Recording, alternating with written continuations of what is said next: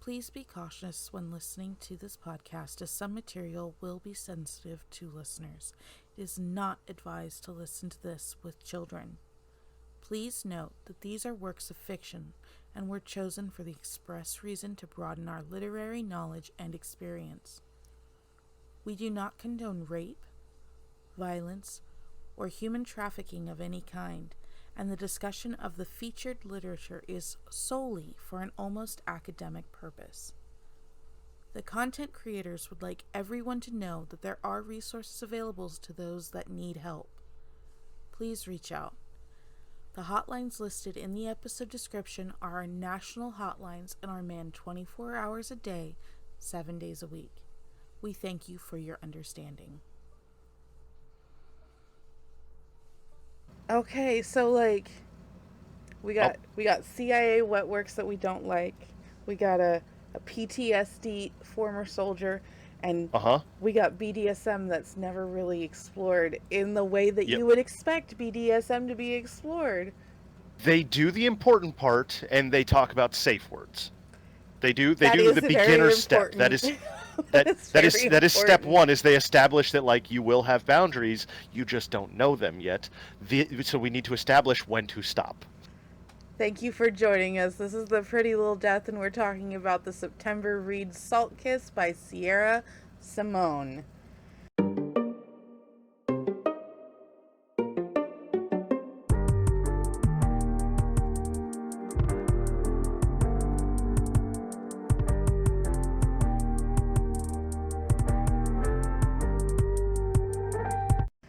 I am joined with this month's read by my friend Nigel. He goes by the Cryptid. He's going to be part of our co-host pool. And this is your first dirty book. Yep, you were my first. I did not coerce him into this, I promise. No safe words were needed in getting him to read this. I did pull You could pry that safe word out of my cold, dead lips. I did pull this off of my shelf, something I hadn't read that was gifted to me, and I told him, this is what we're going to read, this is why we're going to read it, and he was like, bet, it'll be here tomorrow. It is one of 3, and just making sure we're recording this time. It is 43 pages. That last chapter is 2.5 pages long, and it ends on a doozy. Oh, it does. Okay, so this is a traditionally published book. We love a traditionally published book, meaning that it does actually have an ISBN, and it is printed and bound in Canada. So we had this discussion over chat because I was saying oh no, I'm pretty sure this is a British book just based on the cover, and Nigel was like, no, she's from Kansas City. Kansas City is delivering the librarians that are doing the Lord's work. That's how I feel about that. Yeah. She's a filthy librarian from Kansas City. It's fantastic. We need more of them. She is the one that shows up in your adult Google search. Yeah. I just imagine some straight-laced, kind of corseted woman with a ruler telling you to be quiet in the library. And her glasses halfway down her face. Some boots there you go. Hold on. There we go. The headphones were making them askew, so just looking at you like that, yeah. Yeah. Probably with the glasses chain and everything. Oh, yeah. I don't know where mine is. Believe it or not, these are not my reading glasses. I don't know where my reading glasses went. They actually do have a glasses chain on them because I can only use them to read. Otherwise I'm just like a big owl, faced. I can't see anything. I can't see anything beyond my, right here. So, this book was actually different, and I don't say that very often. This was very different than a lot of our reads. Nigel, why don't you tell us about how this starts and why it's different? So, it is genuinely 100% in the format that Christina Lynn likes for about 3 pages. Yeah. It might be more. Hold I on, think let it's me 3, look. maybe 4 pages. Oh my gosh, the right? prologue. It's the prologue. It's 1, 2, 3. That is page 4. 3 1/3. Okay, 3 1/4. We'll call it. Just you know what? Just to be a little bit generous with it. Yeah. And then it switches to her actual favorite format, first person. Oh my gosh. It's like a video game. You start out with the opening sequence, everything's beautiful, amazing, and then it cuts to that first person perspective, and nothing looks like the movie. Oh my gosh. So, let's back up a little bit before we get into this, because I think you actually have a pretty nice perspective on like the inner mind workings of our main character, which we'll get into next. But because I'm also a bodyguard for the kink king of Maryland. That's not what I meant. A kink bodyguard. I'm actually in my room at the club right now. Oh my gosh. It's very soundproofed. Oh my gosh. That's why I had to blur everything. I can only imagine what your neighbors think. I don't give a shit about them.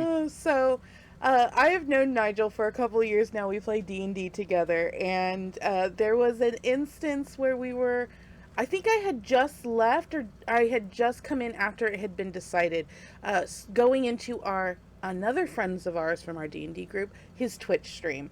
And there was a bet about reaching a goal for his Twitch stream, and the result of that is if the goal was hit, Nigel would read some smut on air.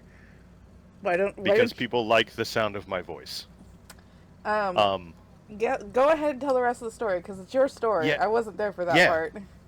So I this is my normal speaking voice. And I had just jumped in because sometimes I jump into our friend Shin's stream, The Chaotic Express on Twitch.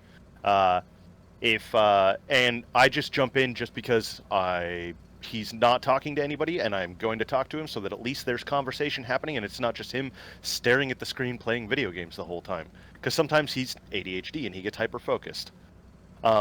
So we got onto the topic of, like, somebody in the chat was like, "Oh my God, your voice is so amazing! I would pay to hear you read anything." And then Shin, trying to poke the bear and also trying to be like, "I know this would never happen," was like, "You should totally read smut." And I was like, "I'd do it."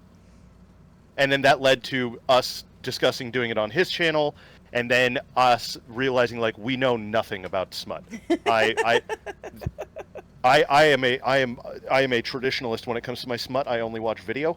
It's a joke. That's honestly, more often than not, the audio version of real life smut, we'll say that because we don't want to say the other one without getting in trouble, is for women. Like, women get triggered by hearing things and the imagination in particular, and men are more visual, so it makes sense that you would go towards the version that would work best for you. Yeah. So from there, I did what any self-respecting man would do, and I went straight to the first woman I know that reads smut, and I was like, I need advice on smut books. And I got hit with more information. So we all have that friend who knows a lot about something, and when you have a question about that thing, you're like, I don't know if I should ask them because I know I'm not going to understand any of this. It's the tism, okay? It's the tism. It's your cousin who's a physicist, and you're like, I have a question about science, and you just wanted to know, like, what temperature does water boil at? And he's like, well, it depends on the atmospheric pressure, and also, like, there's variables that you take into consideration, like if you add the humidity, and then it's this vector and this and blah. And you're like, you could have just said 212 or 100. Yeah. That's all you had to say. And that's basically what happened to me. And then I was like, well, now I'm like, I am knee deep in this. And I'd watched a couple of episodes of the podcast, but then I sat down and I watched like 6 episodes of the podcast. Like, I had it playing it was still playing in my ears because I had fallen asleep, and I woke up and I was like, huh. So. Well, tell me, like, what do you think of the podcast? Like, I like the podcast. I've told you that before. Well, yes, but I mean, like, I've never actually gotten to hear how many episodes you slept through before. So, like, I didn't know if it was like, oh, you just listened to like 15 minutes of it, and you're like, no, these bitches are crazy, I'm out. No. I if I have a podcast on that, like, I'm unfamiliar with, I will put it on in the background of whatever else I'm doing, because it helps me to focus on both things. because ADHD. Yeah. Excuse me. Sorry. You're fine. I can but edit that out. Yeah, I know you're not.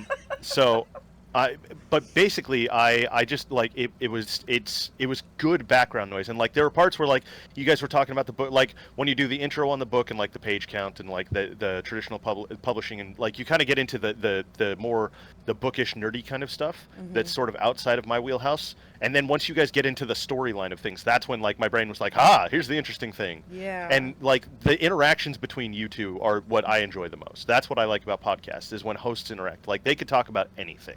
That's like you guys could talk about smut books. But like when you two get going on something, like you don't pull punches. Like if you both like it, you both like hyper focus nerd in on it, and you're like, what about this? What about that? What about this? But like when you don't like it, it's like, I like this, and you're like, but I don't really like it. And like neither one of you really wants to hurt each other's feelings, but at the same time, like, but at the same time, you're like, yeah, but it's dumb. Okay. So in the post, when I'm editing it, those are the parts that I'm like, do I want to get that out? And then I'm like, no, wait, that's not. It would be disingenuous to ourselves so and to our podcast. We're like, because we don't want to hurt each other's feelings, and honest to goodness, we don't want to hurt the author's feelings, because we never know if the author's actually gonna Google their thing and look for reviews, and our podcast comes up. There was one episode, I think it was last year, we did an episode for a book called Sugar Rush. Oh yes, I listened to that episode and I saw the comments. Yeah, she actually responded, and she was such a good sport about it. I did apologize. I'm like, listen, and this is the thing, she'd come across my Instagram, and I was like, can we review your book when it gets released? She's like, I'd love that, thank you, appreciate it. And then we read it. And then I was like, I looked at Cass before we recorded, because we met for breakfast or something like that day. And I was like, I am so sorry that I picked this book. There are very few chances for us to DNF a book. And usually... I was about to say, I think Cass DNF'd that one. She did. And it was just too long. We did not expect it to be 800 plus pages. I was about 830 something. Yeah, it was massive. I'm super, super glad that I didn't purchase it for the bookshelf. Not that I do book trophies like a lot of readers will, but it was on the KU. I was able to return it. No skin off my back on that. But it was just one of those books that was just like, a red pen would have been very, very useful. And so we try very hard, not just to be kind of obviously to each other's taste, because even though Cass and I like things that are dark, we have very different views on what constitutes as dark and what constitutes as enjoyable. Like, I'm actually terrified to recommend a book to you because it might be too dark. I like things that are considered black reads, where like you might just be a little psychologically damaged to enjoy this / 100%. Finish it. So I'm involved. I'm in. Okay, I'm in. cool. Don't be afraid to recommend something to me. If it's something that I can't handle, I'll be like, I can't do this. I will tell you. I know my limits, and I haven't found them yet. We've actually had to cancel an episode. I mean like 2 days before recording. Thankfully we had a backup book for that one, because Cass was like, I read the first chapter and I couldn't continue because it was technically non-consensual, and she was like, I couldn't get further than the first chapter, and I was like, totally understood.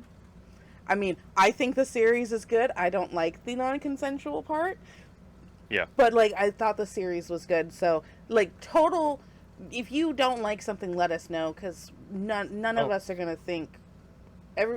Different boats for different folks. Okay. So you page 135-ish. So right after they start doing the dirty for the first time. Hold on. We don't usually do passages, but I will totally do a passage if it's a good one. No. So it's not a specific passage, but like just so that you have a general idea of like what's going on when he's talking about when they first start like doing their things. Mm-hmm. I made Shin read that while we were waiting for coffee at Dutch Bros. You said 135? Like right around there. I will use you like a toy, like a thing. Yes. I will make you cry and like it. Yes. I made him read like some of that, and like he was so uncomfortable. Like Shin and I are two completely different people. Like his face was beet red, and he was giggling like a schoolgirl the whole time. It was adorable. And he's like, "Nope, I can't keep going." I teased him a little bit about. I was like, "Oh, are you gonna read the next book of the month with us?" And he was like, "Nope. I read 3 sentences and I'm good." I was like, and then I told my mom what it was that I was reading, and she was like, "What the hell?" And she was like, "No way, you're reading something like that." And I was like, "No, I'm done with it. Here, Mom." And I gave her a copy. I gave her my copy of the book, so she might be reading it now. So Sierra, your book is making its way across multiple generations. Yeah, not just generations, but I was going to say age groups, demographics. That's the word I was looking for. Demographics. Now your mom lives down there near Shin, right? Yeah, okay. She lives 10 minutes from him. Awesome. So maybe one of these days she can hop on Shin's computer, because he's got a good one, and she can have a discussion with us. She would never do it. Well, at least let her know that there's an episode where we're talking about it. Hi, Mom. All right. So, yeah, we read Salt Kiss. You'll see Nigel, a.k.a. the Cryptid, around much more often in the upcoming episodes. We're very excited to have him with us. Let's get into it.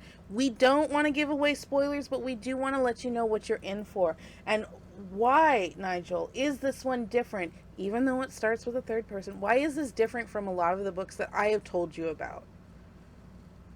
There's the first person aspect of it. I don't know. Like some of the ones that you've told me about have been, I guess, probably different than this. They probably didn't have veterans in it. I don't know if any of the ones. Well, actually, I guess some of them, but like that were very centered around the kink culture, but like without actually touching on the kink culture too much. And it's from the entirety of this book is from a cis male's point of view. Yes. That part.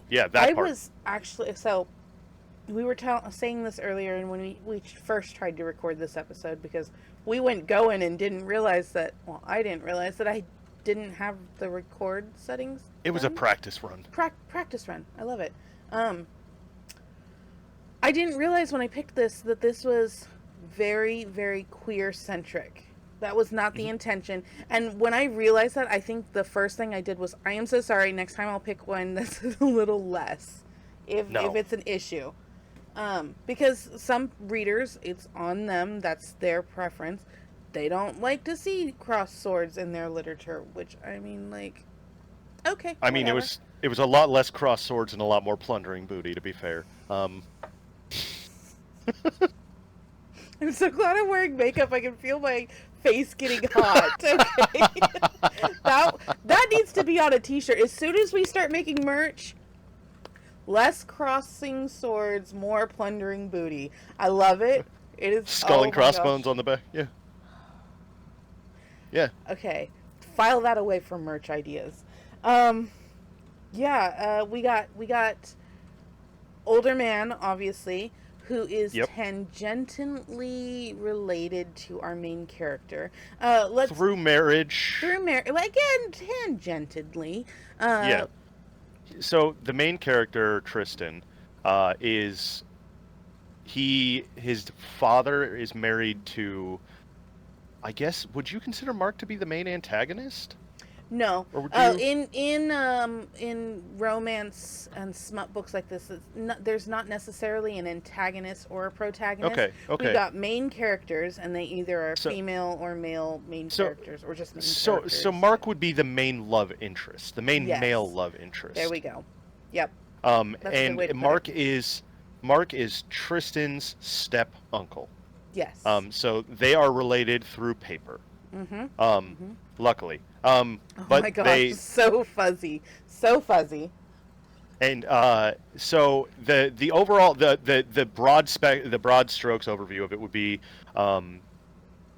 veteran, war hero. Mm-hmm. He hates the term, but that's the term that gets used. Gave bunny ears for those who are listening.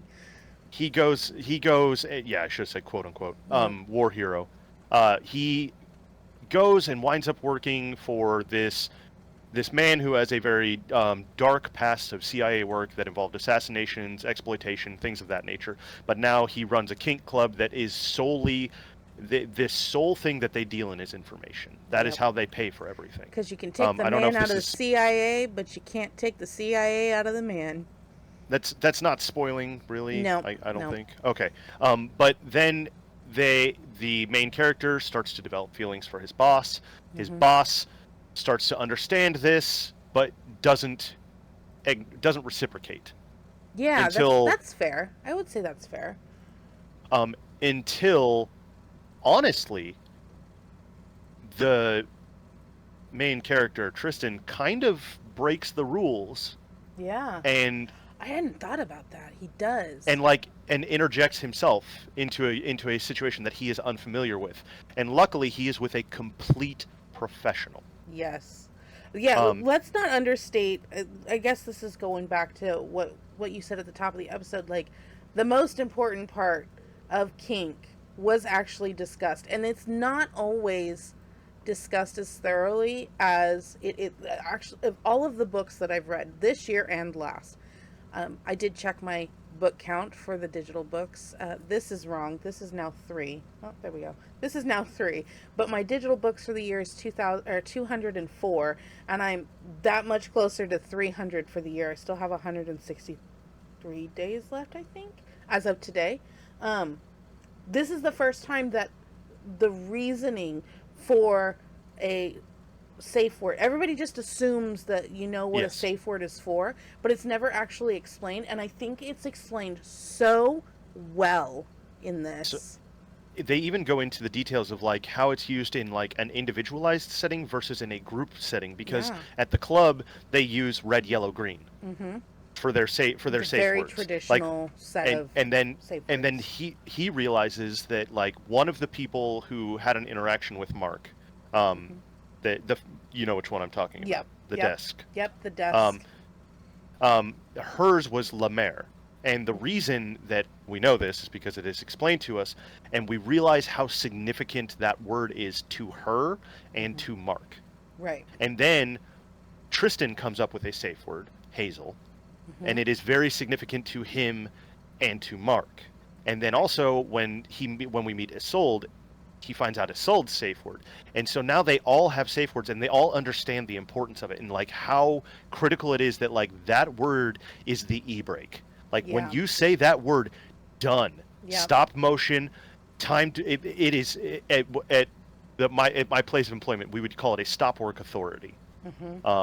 Where everything stops, we need to reassess the situation and see what we can do to make it so that it is no longer this, we have drawn a hard line in the sand. Right. Do we need to completely change directions, or do we need to like move over to this direction and go around the obstacle before we get back on course? I think in that example, that would be more traditionally the yellow.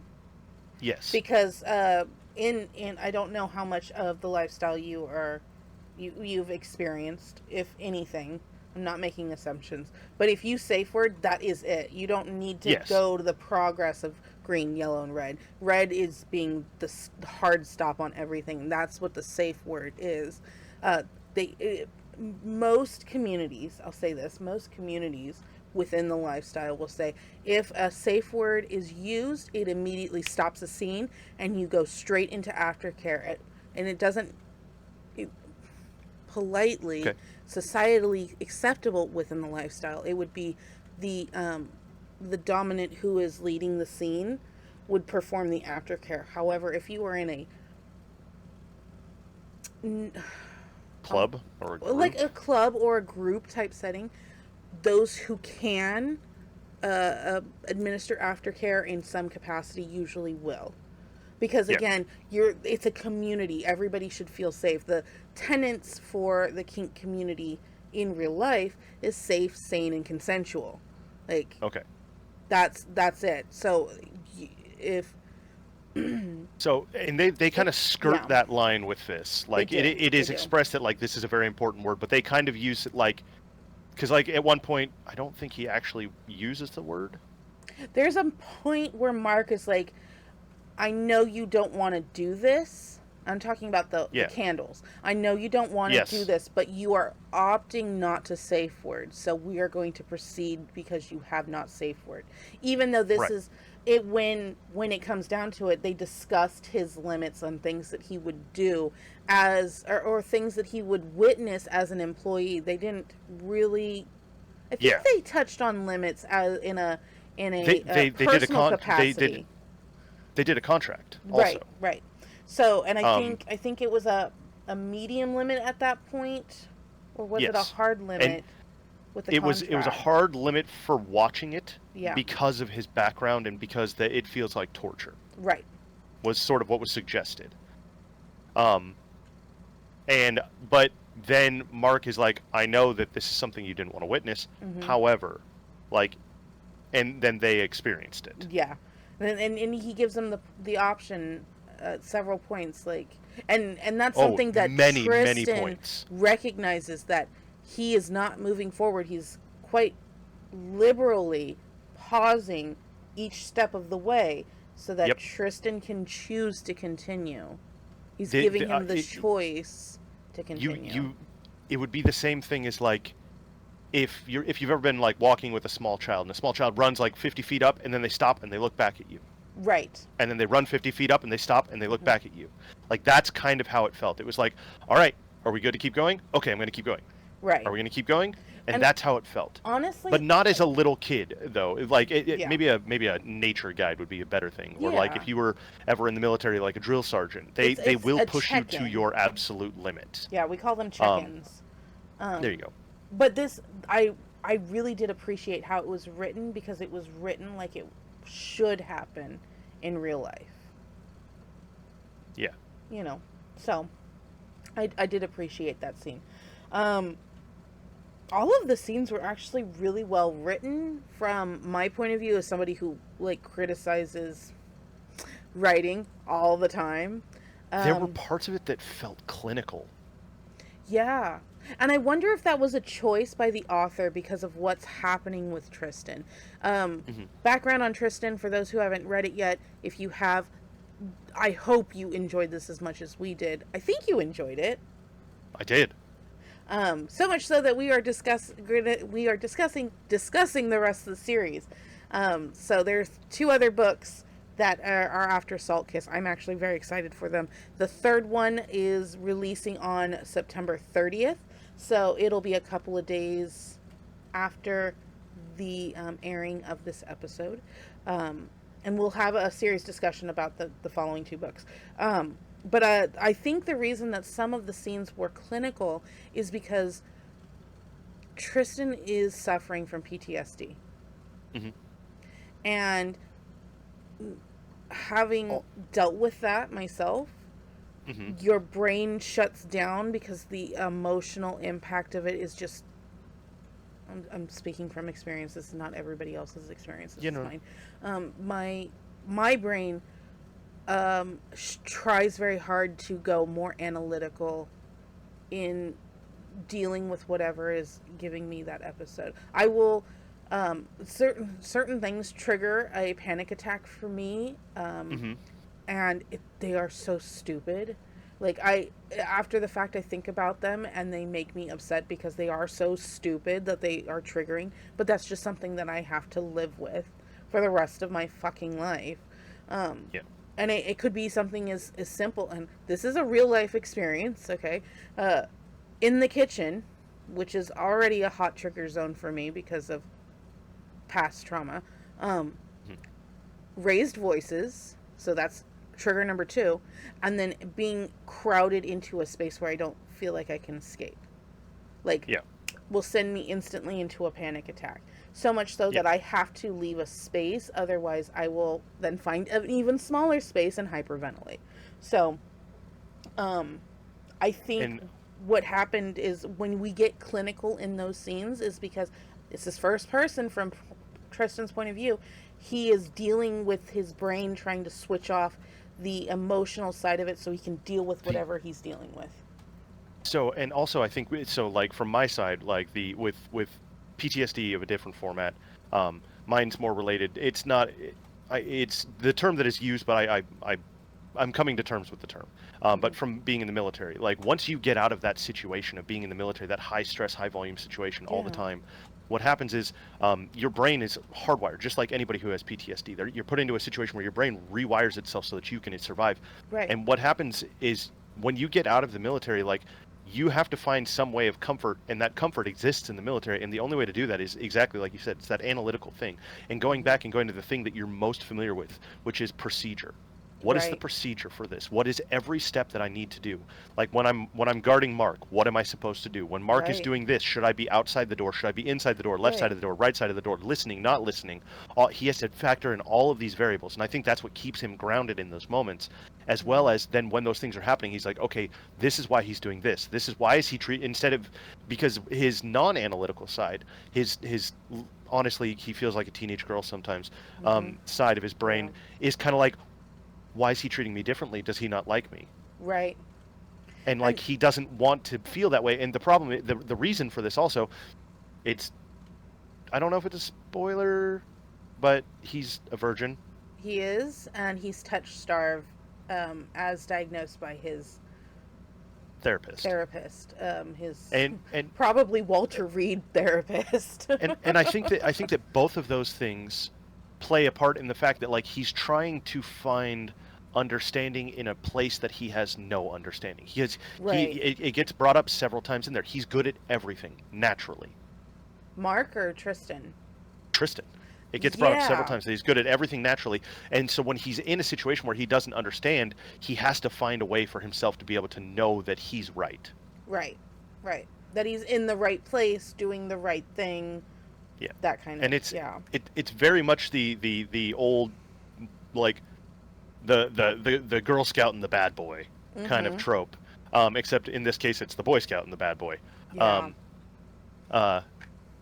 And like the underlying story is the most interesting part, and I really hope Sierra Simone, right? That's her name? Yeah. Sierra, if you are watching this, the story, like I haven't read the other two yet, so I don't know, but like if you don't pick up more on this like background story and like the weird stuff that's happening in Mark's life, like I'm gonna be upset. I am so excited. Okay, so I don't know if you've looked into the other two books. I haven't at all. Not a bit. So the first one, Salt Kiss, is from Tristan's point of view. Yes. And you know what kind of, okay, I'm tangent. I kind of was irritated a little bit that I couldn't figure out, my brain works with these stories because almost all of them follow the same goddamn pattern every single time. I am very happy that this is a Tristan Isolde, an ancient Irish tale, older than Romeo and Juliet, okay? Tragic, fated lovers type story. I love the fact that this is a retelling, and I did not realize that when I picked the book. It is one of my favorite love stories of antiquity. Okay. That's the history nerd coming out. It is my favorite love story of antiquity. I like what they've done with this, though. I agree. The background story is what I want to know. I want to know about the house in Britain. I want to know about the rings. I want to know why the hazel tree is so important.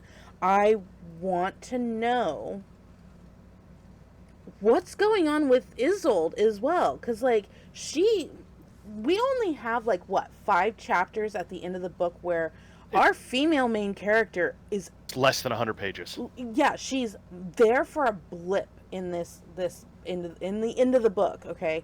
Yeah.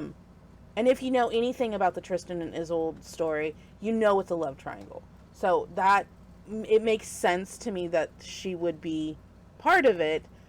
So for anybody who doesn't know, Tristan, Mark's bodyguard, Mark, Isolde's fiance. Well, Isolde, Mark's fiance. Yes. That's he's the tip of the triangle. Yep, he is the fulcrum of this fucked up teeter-totter. And it is. It is so... I want to know about the rings. I want to know about why there's that one trip every year. And I want to know why, because obviously Mark has a pattern. Mm-hmm. He has a sordid history with his bodyguards. I want to know what made him break his self-impeded solitude for this 2 weeks that he's gone, and bring Tristan in, other than maybe Tristan just kind of slammed his way in like the Kool-Aid man and was like, take me. He kind of did. He kind of did, yeah. Like, but I don't know if that, like, they also, talk like, about his previous bodyguards that were also needy, and that didn't seem to bother him then. So what's, like, what was the impetus this time? But also, like, they talk about like how Mark deals in information. Right. And he very much is like always calculating everything. He's always got his fingers on, like, he's always moving the chess pieces across the board. And I wonder, like, granted, this is 100% speculation, but like based off the way they built this character, I wonder if he intended it to go that way. You know what? I had the same thought. With the chapter at the very end is Isolde is not Isolde. It might be Isolde. It might also be the receptionist, Mark's administrative assistant. The one with the collar or the keys, depending on if she's a dom or sub. She's the actual receptionist. I mean, his administrative assistant. Oh, okay. Yeah, that one. One of them said that maybe it's the head of security. I can't remember, but it was the head of security. It was at the bar. They were having just a little tete-a-tete. Oh yeah, when they had their moment. Yeah. He said Mark is a master manipulator. He will. Somebody said this. I'm not even sure now. I have to go back and look. It's gonna bug me. He said Mark is a master manipulator. He will set people up and make them think that this is what they want and that they are actually making the choice to do this, although he set them up like months ago. He will lead them to the choice he wants them to, and they will think it's their choice. And I was like, is that what Mark is doing with Tristan? I think that's 100% what it is. And I think the only other person who knows this is Tristan's dad. Oh, I hadn't thought about that. Which is why he's so cautious about his son working for Mark. Because his dad is a high-profile member at the Pentagon. Right. So he would have briefs and shit like that Mark would have... Well, I mean, he did do a lot of... They even admit that, like, Mark did work that not even the CIA is completely aware of. So and also that makes sense. Like... That makes sense, actually. Yeah, and, like, they try to get information on him, but they can't get it, but he's able to get information out of them, and they don't know how. So here's my other question, because you saw that and I didn't, so I'm going to ask you, what do you think... Okay, given the evidence that we know Mark does not like Isolde's father. Right. Knew that, because one of the first meetings that Tristan shadows him on is with Isolde's father. We don't know that's her father at first. We just know that Tristan was told by Mark that he did not like this person. He did not want to know this person. And he was very lucky that he didn't know this person. That being said, why is Mark so captured by Isolde? Even in the small capacity that he is. What is it to gain? He doesn't really want to have anything to do with the banking business. He doesn't really even care to get married, to be perfectly... Yeah, but what power does Isolde's family have? Well, the banking industry.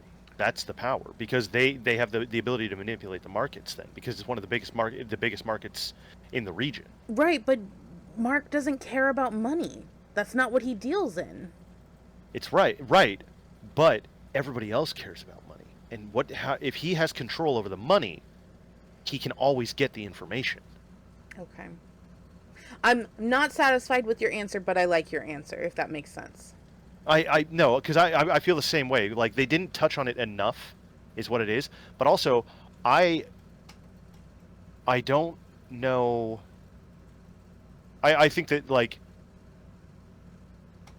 that Isolde was a large part of Isolde's, like, I think part of me feels that I'm trying to get my words together, that Mark was had every intention of keeping his life the way that it was before with Isolde, where she was doing her thing, he was doing his thing.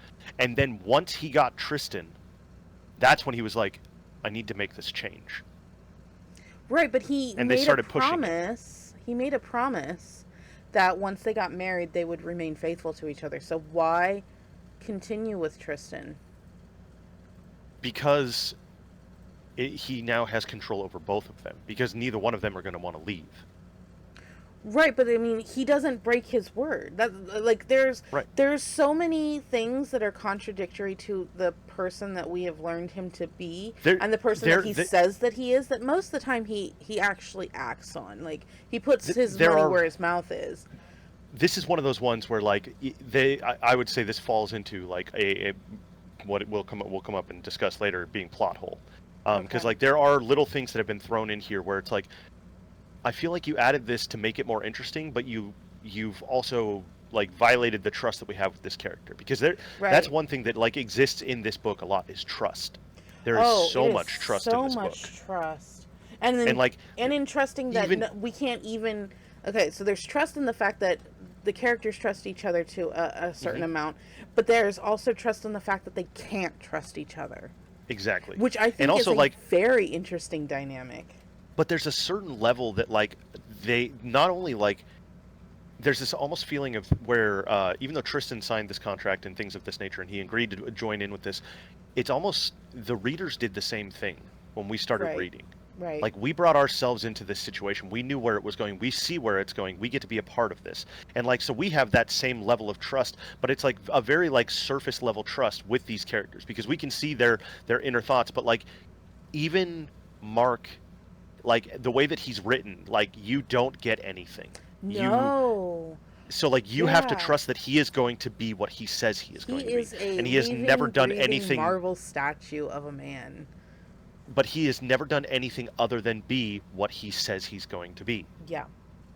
And so like it's the like you are that that's the way they bring you into this relationship and like keep you hooked because you're like, well fuck, I want to know more about Mark. Everybody wants to know more about Mark. Mark wants to know more about Mark. Yeah, like even the people closest to him wants to know more about Mark. I think the only person that probably does know the most twins. is his twin sister. And honestly, that's probably the least interesting bit about him is that he has a twin sister that is still in the CIA. Yeah, and it's the overall it was the least interesting and mysterious thing about him.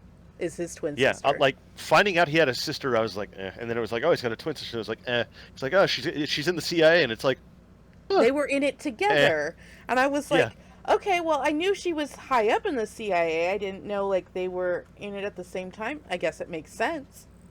Yeah, like you have to earn your medals and your rank somehow, but. Yep. All right, well, we have reached that midpoint of the episode. This is a longer episode because we did want to introduce you to the Cryptid and get his take on bringing himself into, since we're talking about trust, bringing himself into the world of smutty reads. Please, if you haven't yet, subscribe to us on YouTube or wherever you get your podcasts. Make sure your notifications are on because we do plan on bringing you more episodes, not just of smut reads, but of reads in general. So what we talked about in our very last episode, which I apologize again that there was no audio. I don't know what happened, but I did re-upload with audio working. I listened. We were so upset about that book. So upset. If you haven't seen the post show on that, I am full on ugly crying about that book in the post show. We are bringing some new episodes about new book types. We have upcoming Ink and Asteroids, also going to have an episode sometime in September, probably before this episode even airs. That book is going to be, for our very first, our inaugural episode for Ink and Asteroids is going to be Starship Troopers.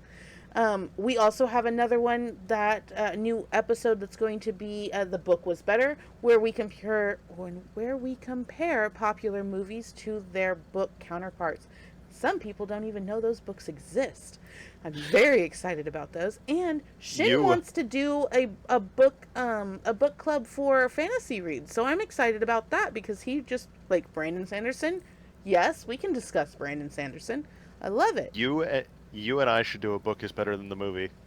Yeah, the book was better? Which one? You helped me with it for the entire semester. Oh my gosh. Don't make me do that. I'll do it, but don't make me do that. That's three movies. I haven't seen them either.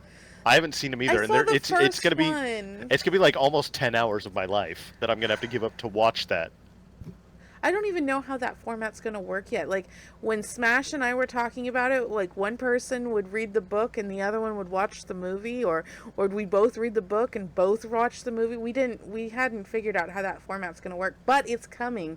And the list for the book was better. It is a phenomenal list. I don't know if you've looked over it yet. You know what? If you're listening to this, whatever podcast forum you're on, leave in a comment if you want to hear me and Christina Lynn talk about The Hobbit. Oh my gosh. Also, if you're watching this on YouTube, same thing, right down there, down in the comments section. Or join our Discord. Discord is set up for all of these episodes. There are rooms for you to explore. You can interact with any of the co-hosts. They are clearly labeled. Join us on the Discord. The Discord has the access to the post show. It's for our paid members only at the moment, because Apple Podcasts can go and suck my left nut. But we do hope... I feel that way about all Apple products. We're on Apple Podcasts. We love Apple Podcasts. What are you talking about? Anyways, join us on the Discord. Join us on YouTube. Join us on anywhere you get your podcasts. Spotify, Apple Podcasts, iHeartRadio. You name it, we're there. I think we're even on Odyssey, like, at this point. I think there's only, like, 3 platforms that we're not on, and they're platforms I've never heard of. So, you could probably find us. Tim Cook, your podcast platform sucks. We're even on Amazon and Google Podcasts. So, we're everywhere. You can also find us on Twitch. I'm twitching almost... that's not right. I'm on Twitch almost every night except for Wednesdays and Fridays. She is streaming. Whatever. I'm playing some cozy games and maybe not so cozy games, and I'm happy to discuss the books that I've read this week, or books that I've read in general. Come and talk to me. And that can be found at twitch.tv/TheRecentMinion. Is it The Recent Minion? I thought it was just Recent Minion. I thought it was The Recent Minion, but I could be wrong. You know what? Try them both. Try them both. I will definitely put a link in the Discord for those who are interested. I'm pretty sure it's just... You should also put it in the description of the video. Maybe I will. That description, that's right down there. Yeah. Are you gonna start streaming again? Aside from... I might. We'll see. Oh, we'll see. Okay. Sometime in the month of September, probably before this podcast comes out, the Sasquatch here... The Cryptid is going to do a live audiobook for us. You can find us both in the chat or in the stream. I'm not quite sure how we're going to do it yet, but he is going to read Man-Eater, which was it's actually a fairly short, supernatural, cozy romance, and it is so flippin' cute. I think you're going to love it. It stars a succubus, okay? And I think she's a personal trainer even. So look, that's totally fine. Most of the short ones that I've heard about have been horrendous. Yeah. Well, I went for something that was like a little cuter and nicer Animate for Doors, you. The Kool-Aid Man, Bigfoot with his tree-swinging dick. I read that one. That one was good. I loved it. I loved it. Tell Elizabeth I loved it. I will be reading Cryptid stuff for sure. And we have them coming up, which we will announce the October book of the month at the end of the episode, right before the post show. So, yeah, I'm excited because we've come out of hiatus. We are branching out into different things. And if you have any book suggestions, please leave them in the comments down below on YouTube. In the comments of the podcast is fine. I still have to figure out how I'm going to retrieve those because it's very difficult to do across the 20 different platforms. But the best way is to get on the Discord. The Discord link is in our bio. It should not expire, and if it does, leave us a comment and I will be sure to fix it.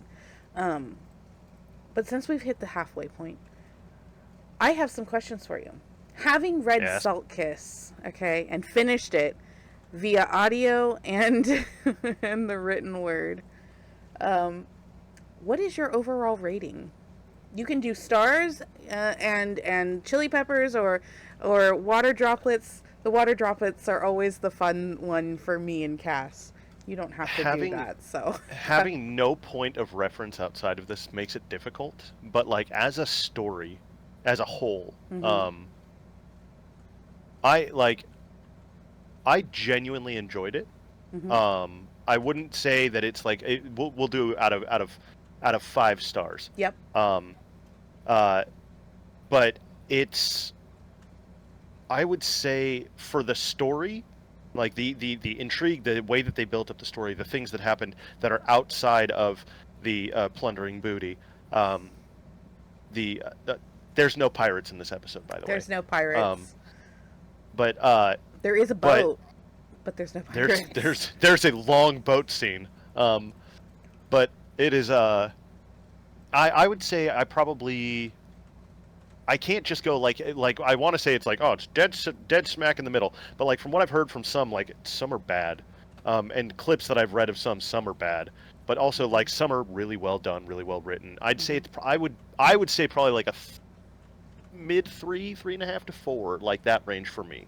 Like I genuinely would continue the series. Okay, and if you want to, you can give a spicy rating.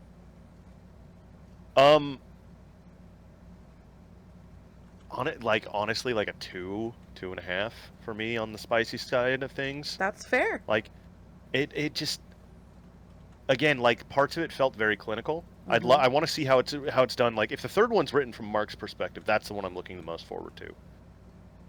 It is. Okay, see, now we have to read them. Number 2 is from Isolde's point of view. Sierra, if you have if you have somebody who's going to be reading the third one, don't get the guy who read the first one. Oh, call me. Probably I'll read already it for you. done. To be perfectly honest, it's probably already done because it's being released in a month. So yeah, the audiobook is probably already recorded. Yeah, I know, but still, I can have hopes. You can have hopes. It's like it's. I would continue reading them. I hope that they get a woman to read the second one from Isolde's perspective. Because if they get the same guy, whoo, it's going to be long. It's going to be this arduous. book just became a comedy. So book 2. I would say this. Okay, well, for Salt Kiss Volume 1, I would definitely. I'm going to get so much shit for this, especially from the bestie. I'd give it a 4.5. Okay, yeah. I'd give it a 4.5. I can see that. Because usually the bestie is going off of the story and I'm going off the writing. And honestly, the first person, although it's irritating, it's not as bad as it could have been. The thing that I hate the most about first person is when we're stuck in the perspective of one person, okay? And they either don't acknowledge what is going on in their own mind, or they are acknowledging what other people's thought processes are. And I don't know if this is just because of how my mind works. There is no way in hell I know what you were thinking and how you were thinking it just by looking at your face. Right. Like, what my husband does, the reason he does things, it might be very surface that I can pick out, but I'm not going to know all of the underlying things. Like, you can't look at someone's face and be like, oh, there was confusion and there's fear and there's this and there's desire, and like, no, you're going to see the first thing, because that first thing is the one that you're most used to. And a small shift in their face, exactly. A muscle contraction. And honestly, that did not happen quite as much as it usually does in most first persons. This was very well done for a first person point of view. And I like that it didn't jump between point of views. I think the reason that they did it so well is because of the fact that they kept Tristan as clinical as they did. Yes. I think that helped. Now that you're saying that, I'm now terrified about the second and third one. Yeah. I will be interested to see, because like we literally got introduced to Isolde, and then she just sort of coexisted for what 20 pages. Most of the time that she was there. Yeah, it wasn't until the end that was happening. Yeah, Yeah, and when we got to hear him talking about her so many times. I don't know if I'm allowed to say that, but I'll is that a fix it. post-show thing? I'll fix it. Yeah, that kind of stuff is post show for sure. I'll fix it. Don't worry about it. Okay. Yeah, I'll figure out how to good fix to know. it. Good to know for next time. I try to keep the cursing down out of the episode as much as possible so that we can eventually get monetized. But if you have audio editing software, you can find that small segment. It's like right about there. Yeah. So there'll be a spike there. If you go back and you find it, you can literally just highlight that section, mute it. Yep. So yeah. So I'd give it a 4.5 for writing, 4.5 stars. Okay. The spice, I would agree. It is for a book that is, like I said, the BDSM is supposed to be like that linchpin of the story.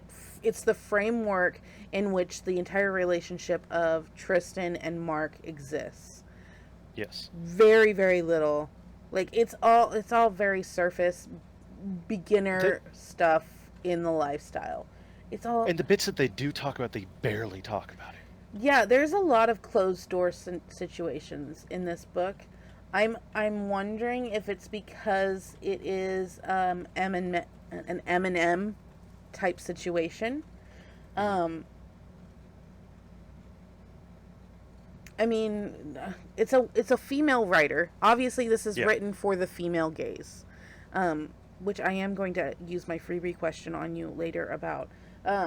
So, I mean, for the spice factor, it's all right. And this is considered a dark story. I just didn't find it I know I talked about this probably in the warm-up didn't record show, but I like dark. I like really dark, pitch black type stuff. And this is considered a dark story, but I didn't find it that dark. And maybe it's not the romance that's dark. Maybe it's literally the backstory of the characters that is considered dark. So I would agree the space is about a 2. I wouldn't say it's dark. I'd say it's like a medium gray. Okay, that's fair. I'll take that. It's not even there's parts where you're like the wanting to know more about like Mark's background or like when he disappears. We'll cover that later. Yeah. So question number 2 then. If there were any corrections that you saw needed to be made, what would they be? I could talk about things from the military perspective that I'm actually hoping for that. When I came across some, I was in the DEPR program. Means I was only in for a year. I never actually made it to basic or AIT, which every day I kind of kick myself for because I would have been a kick-ass fucking air traffic controller. But there were things that in my limited military experience that I knew were wrong. I am wondering, as someone who actually got to serve... I've met a dozen people in my life who have fabricated better stories about their military service. They did a great job of doing a cursory glance at what military life is like. Mm-hmm. I think most of their research came from film. Probably. And I don't mean like historical film. No. I mean like Saving Private Ryan or something of that nature. Yeah. If you want to know what is the most accurate naval movie in the world, based on the interactions of sailors and stuff like that, from my perspective, from most of the people that I know, Down Periscope, 100%. But like if you want to know what the day-to-day life is like on a ship, they don't ever really nail it. But this is from an Army perspective, and granted, I have to take a pinch of salt with this because I was never in the Army. Mm-hmm. I was in the Navy, the best branch of service. Oh, shut up. I joined the Army. My dad the was Navy in has the an Air Army. Force. The Navy has an Air Force. They're called the Marines, okay? And also the Navy, we have more planes than the Air Force, and helicopters. So, anyways, like I said, the best branch. We all make mistakes and join the wrong branches, but I didn't. My grandfather was in the Air Force, by the way. I married a military family and from a military family. I get it. But like the thing is that some of the things are very accurate, but like the thing that stands out the most to me that is completely like unfathomably wrong is that like Tristan was in for as long as he was, which would have been probably, I think, he was 28. He's in his. Okay, so he did one tour. He Yeah. would have been so he did he one went to 6-year West tour. Point. Yeah, so he did a 6-year tour, which is weird because most of the time officers' contracts are 8 years or 10 years. Well, that's the thing. That was the thing that like irritated me. I'm sorry, I didn't mean to jump on you. No, you're good. Was that it is described that he went through 3 deployments. Yeah, and most deployments are on average 6 months, but usually Army ones go a little bit longer when shit happens, especially in Carpathia. Right. So it would probably have been a 9 to 14 plus month deployment. Right. He went to West Point. He was on 3 deployments. He's only 28. So, I mean, 3 years deployed, 3 years stateside. That's not completely unheard of. That is some accelerated tours, though. That's what I'm saying. Like, that, and all that of the stuff that happened, like, isn't there some? If I don't remember, okay, not it's been a long time since I was 18 and in the military. Isn't there a minimum amount of downtime between deployments? No, you can volunteer. Well, because he got medals and not accommodations. What am I thinking of? No, you're thinking right. Accommodations. Yeah, he got accommodations in between. Commendations. Yeah, commendations. That's what I meant. My brain just doesn't work like it used to. You're good. Commendations because of things that were happening. So in one of these tours, he saved somebody. It wasn't the big one, because that big one was the last one, which was 4 months before he took the job with Mark. Yep. One of them, he saved his squad. Right. While they were being ambushed. One of his close friends died. And that was the first one. That was the first deployment after West Point. Yep. And then the second one, one of his best friends, one of his classmates died, and bled out in front of him. And then the third one, when they were doing basically bodyguard duty for the Carpathian ambassador for heads of state. He had to kill his best friend because his best friend was going to kill the Carpathian president and his family. Her family. Her family. It was her husband, and her 2 children. And that's why Mark. That was the one that caused Mark the PTSD. That and also the second one a little bit, but the big one was Sims. Yeah, Aaron Sims. I also thought it was interesting, again, just from my very limited Depper time in there. I thought it was very interesting that he was on his 3rd deployment, maybe 4 years, actually, boots on the ground kind of thing. He was high enough to be the commanding officer for everyone there, and Sims and him were in the same class at West Point. So, and like, I'm just. Commanding officer is a term that is used differently in different branches of service. Right. An officer that is in charge of a command. Right. Is a commanding officer in most, but a commanding officer can be in charge of a command of a squad. Okay. Or something of that nature, and that is just a generalized term. Right. So most of the time that would be a lieutenant in the Army. Right. For like where he would be at, and 6 years in he'd be second lieutenant. Not captain. 02, possibly 03. That guy, captain. Fuck you guys. This is why the Navy's the best. You're all wrong. Captains have birds on their collar devices. 2 bars is a lieutenant. We called them butter bars. Thank you very much. That's an ensign, thank you. Or a second lieutenant. Not in the Army. First lieutenant.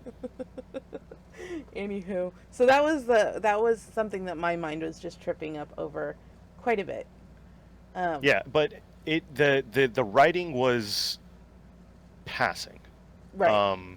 In the same sense that like the way they talked about some of the kink stuff was passing. Right. Right. You could tell it was done knowing that what I know now that I didn't know while I was reading it, knowing that it was written by a librarian, I can tell. Yeah.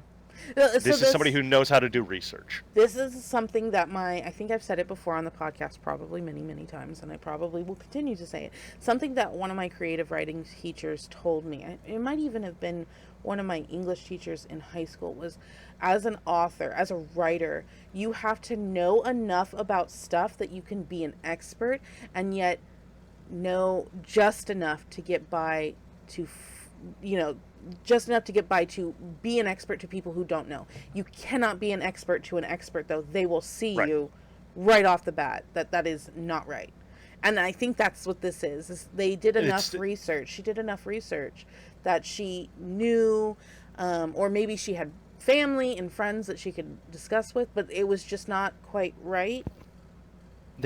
And I know what it is. Like, the way she could have sold it better would have made it more confusing for other people. That's the problem. Right. Like, if using the proper acronyms, using the right abbreviations, using like colloquialisms, using different like slang terms, talking about things like that. But then you're getting into like you now have to teach people this new language. In order for them to be able to stay in. And if you were to like if you got into the nitty gritty of it and you were like, oh, like Tristan worked with like Spec Warcom or something like that, and he was deploying with 6th Fleet, and he served in this thing and that and this and that, like I'd be like, oh, okay, this all runs and it's in a straight line. But other people be like, oh, I don't fucking get this military shit. Why'd they put it in here? Well, and I will say that get to the dicks. In my writing, there have been points where I'm like, I need to show that I know what I'm talking about, because I actually do know what I'm talking about here, and then I go back to reread it to do my proofread or my self-edit, and I just realize this is bogged down technical bullshit that does not serve my story, other than to show that this person knows what the hell it is. And what the worst part of is, if 100 people were to read this particular passage of whatever I'm writing, maybe half of a person would understand what I'm writing. So is it really worth it to have that much space taken up by the part that was the least believable out of all of it was that he made it through West Point and three people deployments without getting laid once. Yeah. That was the worst part. And I was like, this motherfucker joined the military when he was 18 years old and got out when he was 28, and never once got laid. Never once. Horseshit. There was one girl who got laid by like double digits guys in one 6-month deployment on my boat. Wait, you had a woman on your boat? Oh wait, you weren't in the submarine, were you? No, I was on a ship. My apologies. But we had there was rumors of very friendly people on board. Oh, I bet there were. They were part of it. They on a boat. They look. You could have called them MWR, Morale, Welfare, and Recreation. By the way, for anyone who's listening at home. Oh my gosh. We do not. They were team players. Here, okay, I'm not slut shaming. I was friends with these people. I'm not saying names. Appreciate that. We don't want. Yeah, we don't want lawsuits. Nope. I will say that one of the things that did strike me is like the most peculiar of things is like brought up like twice and then never again, is that he was in the choir at West Point. Yeah, it gets touched on for a fraction of a second. And then like Mark listens to him sing a hymnal. And he's like, "You can sing?" I can too. Nobody gives two shits anyways. Yeah, like, what purpose? That's the least interesting thing. Just to let you know, you should definitely sit closer to the camera, because you just moved like that and you went all blur. I disappear. You did.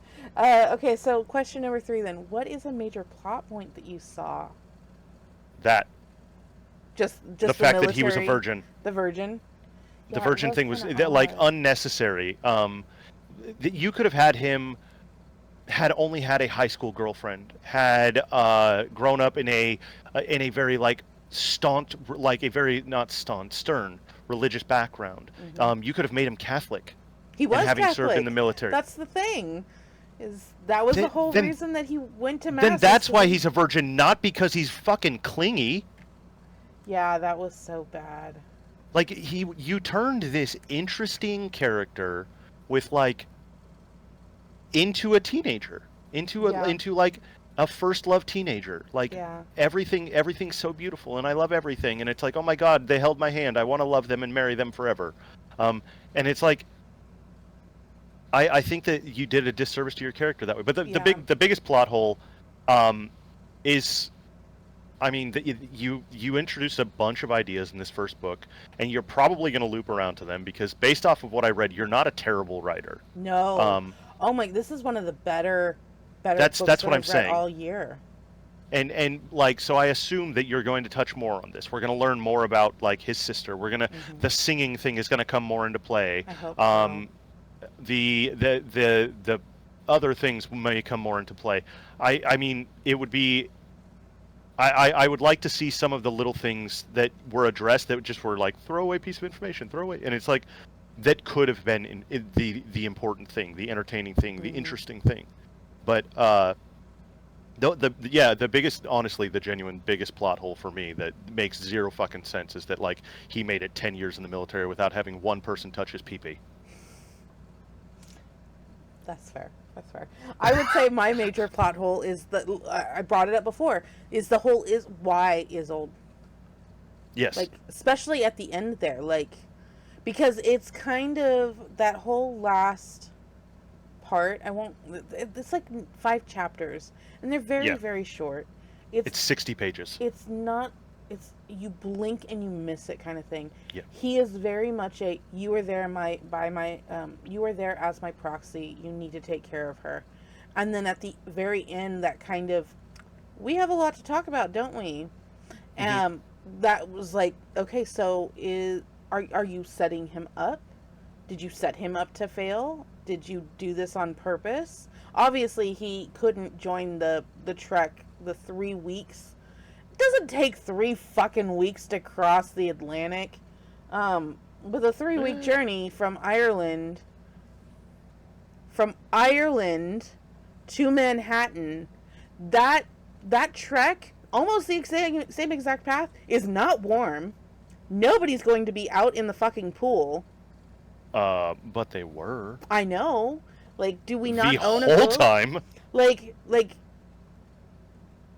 do we not remember the trip of the Titanic? They left in April. Okay? That was a 2-week journey in April, and there were icebergs. I was an Atlantic sailor. Okay. So you know then, like, how is this not 1, quicker, and 2, how is this something that we're gonna? When was it that they left? It was like July. I have June? no idea, but I bet it was still think it really fucking cold. But like, well, so up there, like in that region, it's gonna be warm. It's gonna be colder, yes, but it's also going to be, like, on the ocean. It will be warmer, because of the fact that it's just the sun beating down on the ocean. I lost my face for a second. I don't know when they leave. I don't think it's. I want to say it was a summer thing. I think they talked about it like around the 200s, a little bit. I'm but looking. The Azores. The Azores came into view on the horizon, green and mountain peaked.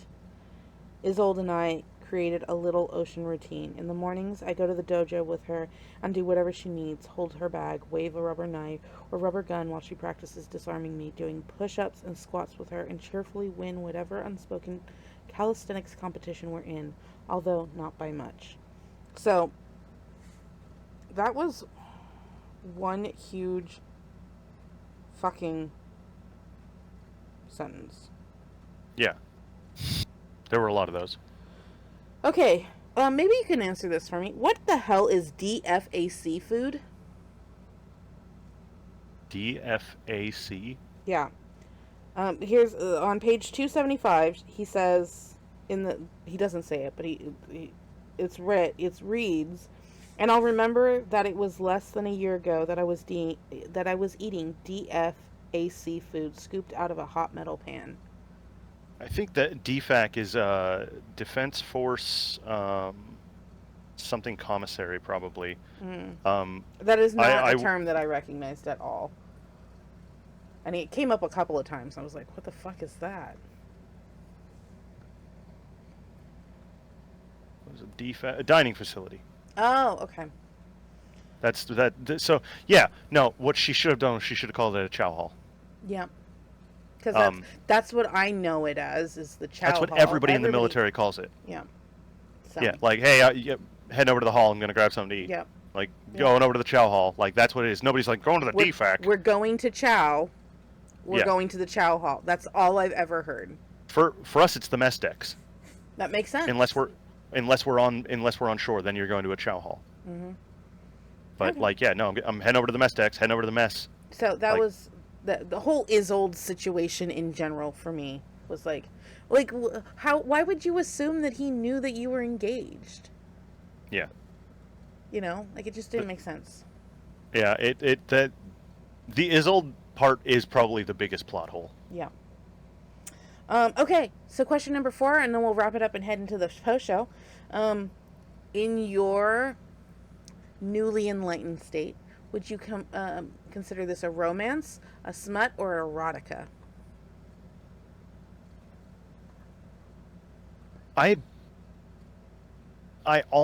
It's right there on the, like, smut romance cusp for me. I agree. I agree so much. It is... Because, like, the smutty scenes don't feel smutty, and the romance scenes feel romantic. Yeah. 100%. I agree. I agree. Okay, so then last question to freebie. Any question you have for me about the book? Not necessarily about the book, but just like... I'm trying to think about the book. We definitely need to get you a light because it's so dark in there that you are just blurring out. I can, like, there's a light over there that I can turn on that will help so that the camera can pick up on me better. But, like, I've got a white screen projecting to try and help a little bit. I appreciate that. But what, like, compared? So I don't have, like I said, this is my first time. I am the Tristan in this case. So what, like, why, because you said you were thinking it might make me uncomfortable, right? Mm-hmm. Like, do you think this would have made most people uncomfortable? Yes. Like, this kind of story? Yes. Huh. That's, that would be my, like, why? So, the reason for that, think about the world we're in right now. It's a very... give me 5 seconds. I'm going to turn on my light. Yeah, I'll make sure this is edited out. You're fine. All right, I'm back. Okay. So, simple answer is yes. I think this book would have made a large contingent of people who, if this was the book that, like, we put a gun to people's head and said, you have to read this book, I think this book would have made a large number of people uncomfortable. And the reason I think that is, although it is considered a classic today, Brokeback Mountain made a lot of people uncomfortable. And if you think about this is spy, military, bodyguard, Brokeback Mountain. In my notes, so I took notes on the book, by the way. That's fine. I never do. I have really good recollection of things that I read. I usually am good about it, but if I don't write them down, it's less likely to stick. So totally understand. I can set you up with a book journal if you want. Oh no, you're good. Blah blah blah. Beauty and the Beast feels. That's one thing that I put in there. Mm-hmm. It kind of had that vibe to it. I in all capitals, shenanigans on the military stuff. Yeah. Incel vibes was in there. Oh, because really? That's the only explanation I have for him not having had anyone ever touch his pee-pee when he was in the military.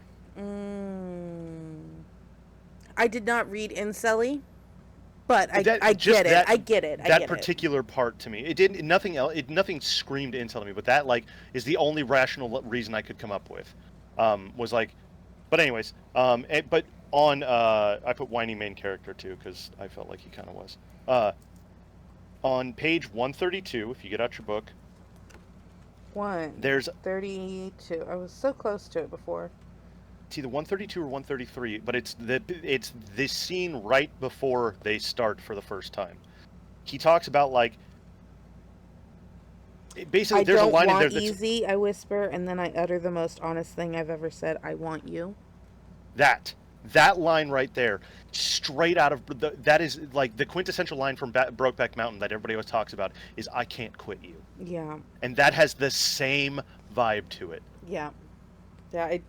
As soon as you said, "Oh, you're coming up on the Brokeback Mountain part," I was like, yes. "What the hell are you talking about?" And then I read it and I was like, "That is exactly what he's." That. I didn't text you. I didn't text you when it happened, but I was like. Yeah, that. But that's why I think that this would make most people uncomfortable. Okay, that's fair. Because this is a predominantly queer story. Yeah. Okay. And I think those who are more in the heteronormative sphere of their romances, which I mean, again, I don't see a problem with this. I love books like this because love is love, and I don't care who it's between. I think it was like page 270 something when they first start when there's the first male-female scene. Well, like the Tristan and Isolde, not the desk scene. Right. And I think part of the problem that if you, I don't know if you recall this, but it is a little questionable how he ends up in this relationship. Tristan, yeah. I mean, because there's a part in it very beginning, probably when they're talking about the previous bodyguard before Strasbourg. him. Yeah, Strasbourg. He says to himself, I mean, like, I consider myself a hetero guy and I don't care. Yep. And just because I've never seen it doesn't mean that it doesn't happen, but it's okay because that's them. And as somebody who considers himself staunchly hetero, he does fall very quickly into this queer relationship. And yes. He never outright considers himself a bisexual, doesn't wave that flag. I would say he definitely is. Even in the very beginning, I would consider him to be at least bi-curious. But some people might see that as coercion. And he was led to that kind of thing. So I think this would make, especially, not that I'm saying that you are that type, but especially a lot of bros. A lot of men in general.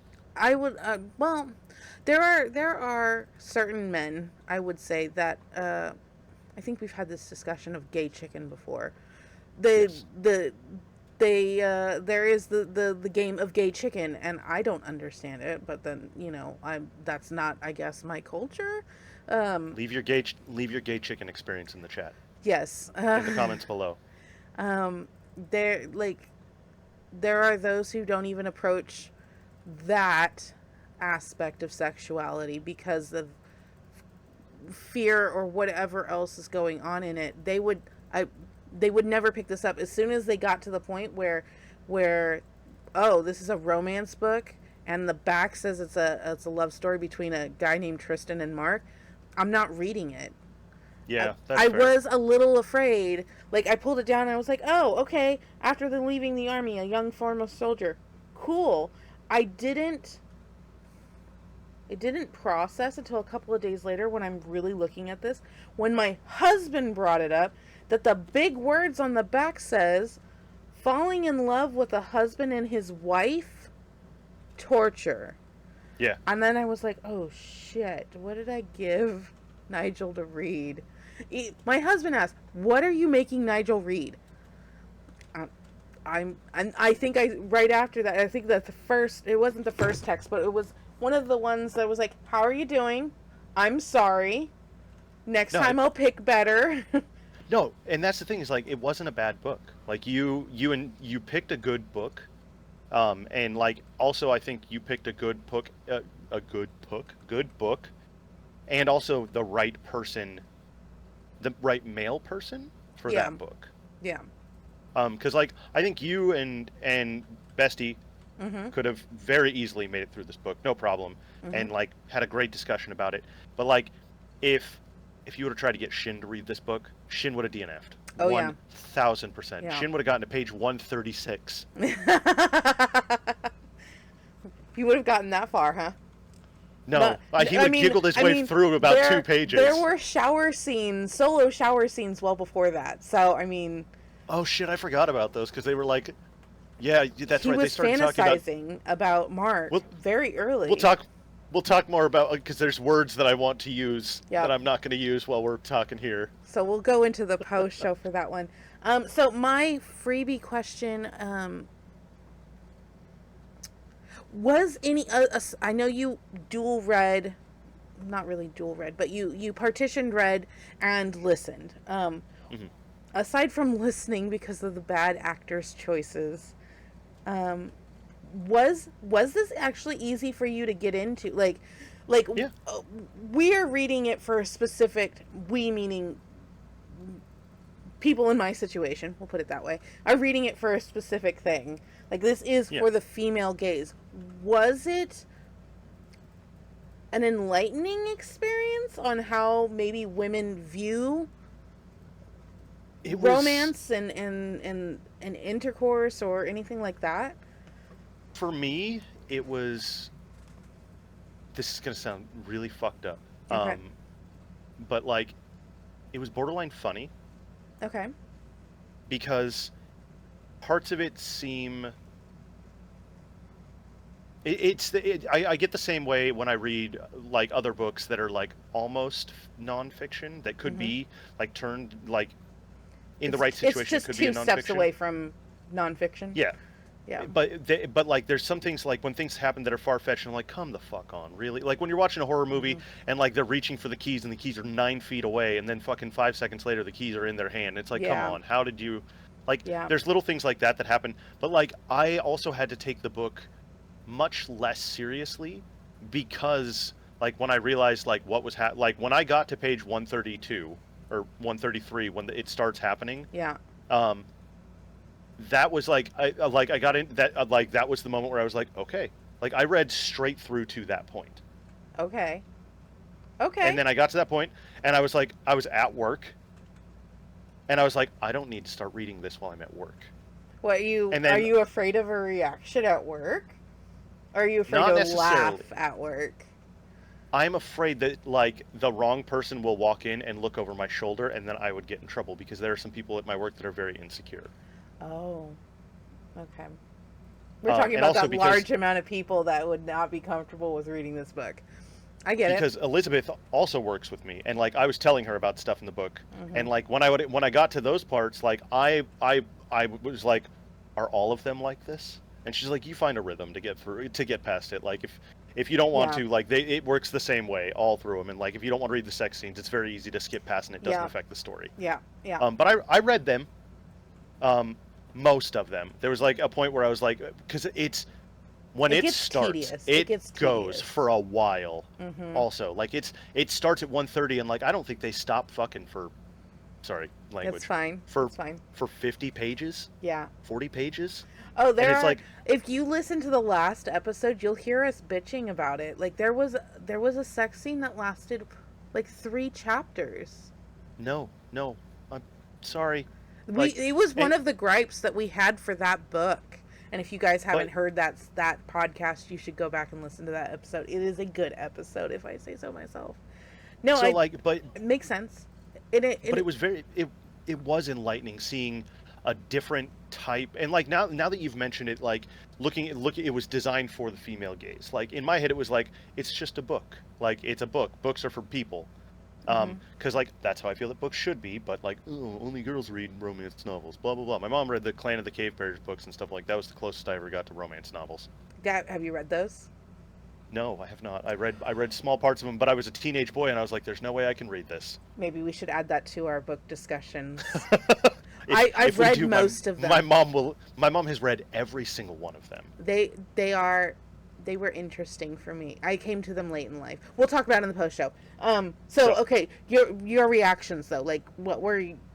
I looking at it now with that perspective in mind, like it's really interesting seeing the difference in how men write stories for men and women write stories for women, and then people write stories for people. Yeah. Because like I've seen this book was written by men for men. Mm-hmm. I've seen this book was written like as a general thing. The Hobbit is an example of that. Right. But also The Hobbit is very much a man book written for men. It is. It really is. It's about war and strength and power. Maybe that's what we'll talk about when you make me read it for The Book Was Better. Yeah. But it's interesting because like the detail, like thinking back on the details in that book that I thought were like, oh, this is silly. Why would anybody care about this? Being like, okay, I get that. Yeah. And that I think is something that most people forget, is that this is written for the female gaze. And there are some things that like, I know when the most common line in every single one of these books, and the more you read with me, the more you'll see it, is it's usually F, you are perfect, or you feel like heaven, or something like that. Okay. You Are Perfect was in that book a few times. Yes. Yep. It's the reason, again, it's for the female gaze. It's maybe not even for the female gaze. Maybe it's for the female ear. Okay. Yeah. A lot, not everyone, this is not speaking for everybody, but a lot of insecurities are how our partner perceives us. And that might even not be the real perception that our partners have, but it's the perception we think that they have. So to hear someone tell the main character, the main love focus, that they are perfect and they are irresistible, it becomes fucking tiring to hear the same goddamn line in every single book, probably 50 times. But it speaks to something within that, the female psyche, the female presenting psyche.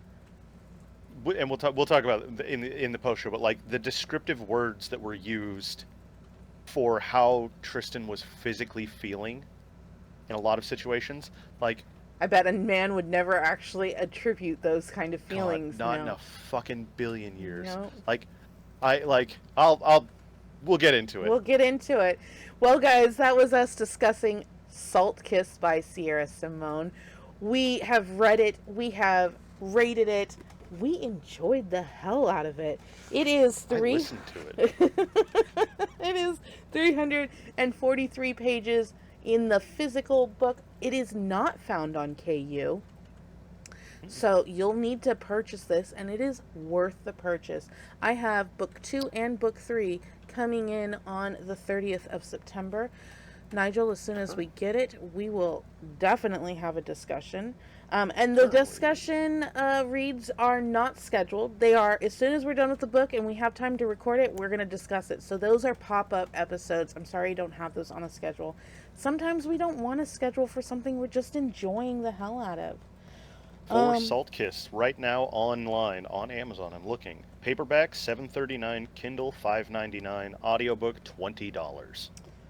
Okay, okay, but is the audiobook worth the $20? No.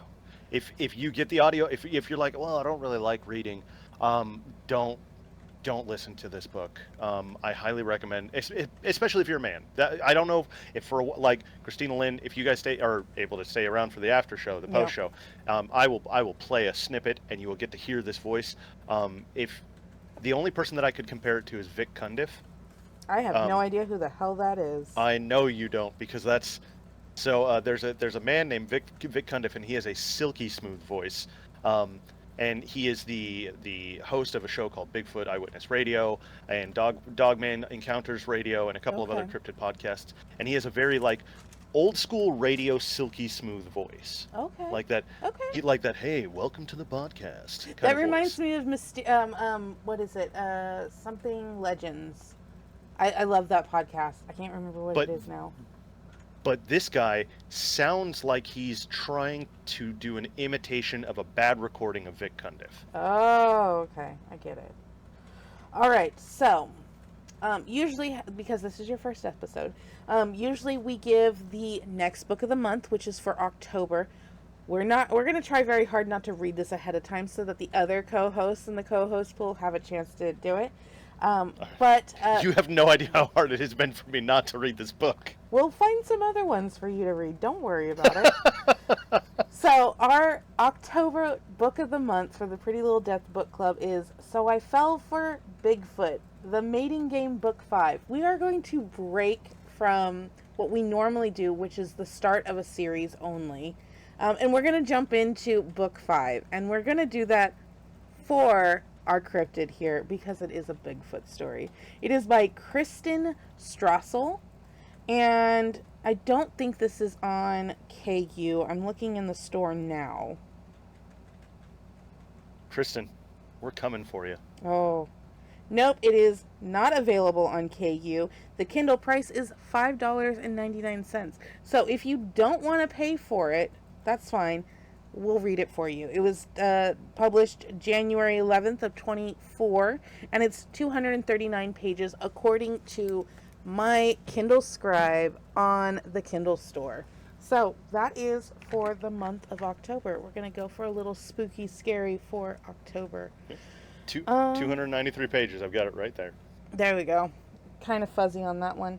All right, Nigel. So what we do now is usually we have a recommendation for our co-host, and I doubt you have one for me, but that's okay because I'm gonna have one for you. So the one that I recommend, now I gotta look for what I didn't do you want something dark? Sure. Okay, hold on, let me pull up Kindle over here. Oh, everything went dark. There we go. Okay, Kindle. Gotta find it because I already sent it back. I actually do have a recommendation for you. Oh, really? That was recommended to me a while ago by my sister, and I had an ADHD moment. I got about 100 and something pages into it, and I set it down, and it disappeared forever. Okay. And I recommended it to Elizabeth, and she actually enjoyed it. Okay, I'm listening. Butcher and Blackbird. You obviously have not listened to enough of the podcast. Have you already done that one? Seriously? You should go back and look at it. Give me a second. I'm going to have to go back and look at that one then. Okay. Okay. I feel like a bad person now. You're not a bad person. You just made bad choices. Look, here's the thing. It was recommended to me by my sister, and like I will say this. Okay, I will say this. The only thing is it. I have read up to the point of where they are about to have sex for the first time, and I've enjoyed the story so far. That's fair. That's fair. So I don't know what I'm stepping into. I don't know what room of the kink club I'm going to be hanging out in today. That's fair. That's fair. Okay.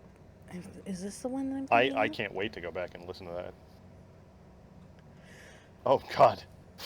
Oh, that's I googled trying to find the name of it, and right here on the book lovers group in Facebook, one of them says, "Does Butcher and Blackbird get better?" I'm 151 pages in, and I'm kind of bored of it. Go ahead and listen to the podcast episode. That's all. Okay, here you go. Okay, so my recommendation. Oh, maybe it's not. Hold on.